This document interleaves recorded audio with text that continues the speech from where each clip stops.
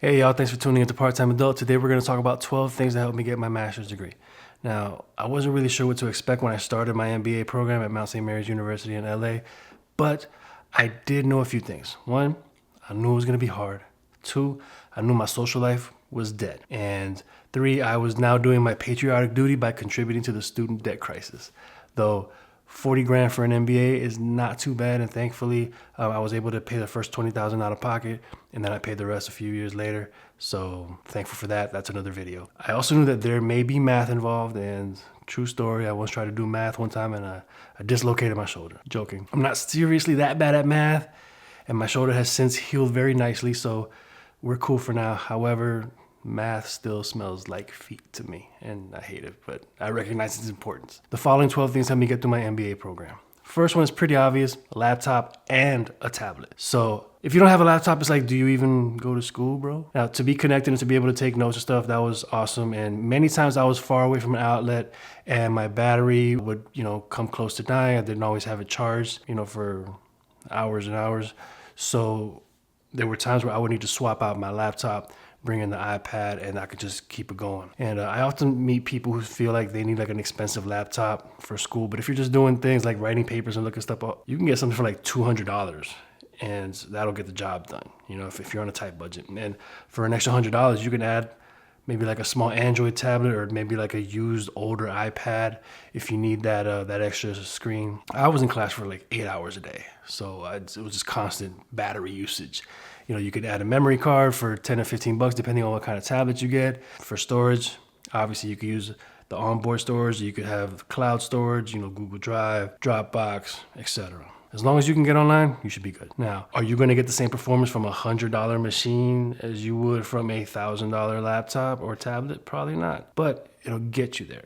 Think of it like a car. As long as it turns on and it goes, maybe it doesn't have 8 TVs and crystals in the ceiling, but as long as it gets you to where you need to go, you'll be good. Now, a lot of times, folks, they tend to overthink this, and just about every computer on the market from a reputable company it's serviceable, right? It'll get the job done. You don't need a $2,000 laptop to write your papers. You can actually do that from a phone if you needed to. Back in the day, I used to work with a young lady who was in college, and she lived in a very, very noisy house. And she would actually do her homework in the bathroom because it was the only quiet spot in the house. And she was awesome. You're awesome. If you can't write your paper on your phone for whatever reason, go to the library. Be awesome there. Now, on days where you want to travel light, you can just take your tablet, maybe an external charger if necessary. You can also get a Bluetooth keyboard for probably around 20 bucks, Check ahead of time to see if there are any technology requirements for your program. There's certain programs where it's like you need to have a Windows laptop, just check with them, see what they need. For some, it's just like a computer with an online connection. So now, a different program like a film program where you might be doing like some editing and stuff, that $200 Chromebook might not be the machine to get. You might need to go MacBook Pro, etc. Some programs will actually include a laptop in the price of the program, so it's not free, you're paying for it. Again, just check ahead. For the record, I had an iPad Air with a Bluetooth keyboard that I got for like 18 bucks and a 13-inch MacBook Air. And both were around 2.5 years old at the time when I started school. Next up, Google Docs. This was vital for our shared notes. Our MBA program blessed us with an ungodly amount of reading, so we divided reading assignments amongst ourselves. We took notes and we put them all into a Google Doc. And this was probably the most important thing that helped me get through grad school because almost everyone had a full-time job. I think only one of my classmates didn't work full-time. Most had families also. I did not. Saving time was also necessary for survival. This also worked for papers as well, though we usually downloaded the files and opened them up in Microsoft Word when we needed to print because sometimes the formatting would change when printing directly from Google. And we didn't always know exactly what our finished work would look like until after we printed it. So we kind of played, tag team with these two different programs. And so this was mainly due to the fact that we would have all these graphs and charts and all this stuff. It would throw a huge wrench in the layout of our final paper. So we would end up using Google Docs just for our early drafts and then do the final touch-ups in Word, and then we would print from Word. The only real complaint I had about Google Docs was that in order to make multiple columns of text, you needed to have a doctorate degree. And this, unfortunately, was a master's program. It was super difficult for some reason, but thankfully Google has since successfully copied Microsoft once again, and it's now an easy process to make multiple columns. So thank you, Larry. Thank you, Sergey. Up next is Google Slides. Now, I was blown away by Google Slides. It's great for PowerPoint style presentations or decks if you prefer, especially if you're presenting directly from the web. What made me a believer was how easy it was to integrate YouTube videos and pictures and stuff from the web, because PowerPoint made that a living hell. It was drag and drop, cut and paste. Keep in mind, if you download your slide to a PowerPoint file, it could change the formatting a little bit, kind of like Docs did with Word, but not as bad. Now, many fonts would appear slightly different and spacing might change a little bit, but it wasn't like you couldn't recognize your presentation. I assume it's better now. You can download a PDF file as well, and that keeps the same format, assuming your presentation is just text and graphics. And if you're presenting from a computer that's online, you'll know exactly what you're getting. This is great if you want to play videos directly from your presentation. Slides makes things like playing media, transitions, and effects super easy. I now almost exclusively use Google's version of Microsoft Office. Slides was a product that let me know that Google's working with something really, really serious, and I love it to this day. I use it all the time. Now, though I didn't really use it in school, Google Sheets, their version of Excel, is a program that I use now almost daily just in my regular life. It's great. Note, I am totally open to Google sponsorships, even Microsoft, because we all deserve a second chance, right, Bill? Hi, Bill. Next, we have Skype and Google Hangouts. Zoom wasn't a thing back then. RIP Skype, by the way, miss you. These were crucial for conference calls, collaborating live. Sometimes we would be on a Skype call working on a Google Doc, and it wasn't always necessary, but sometimes there was just an added level of connection when you could see the other person on the other end of the screen. Next, we have Google, google.com. Now, I promise you, this video is not sponsored by Google, though it probably should be.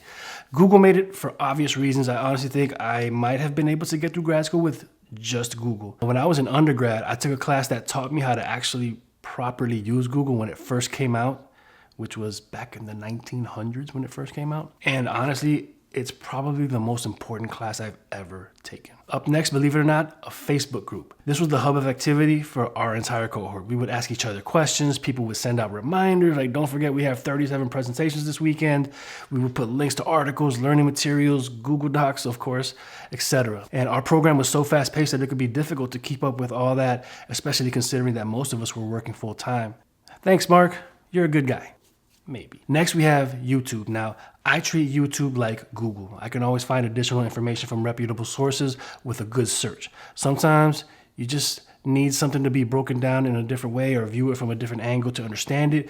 And YouTube obviously is great for this. However, sometimes you can run into a YouTube channel that's broadcasting from someone's mother's basement that is powered by Hot Pockets.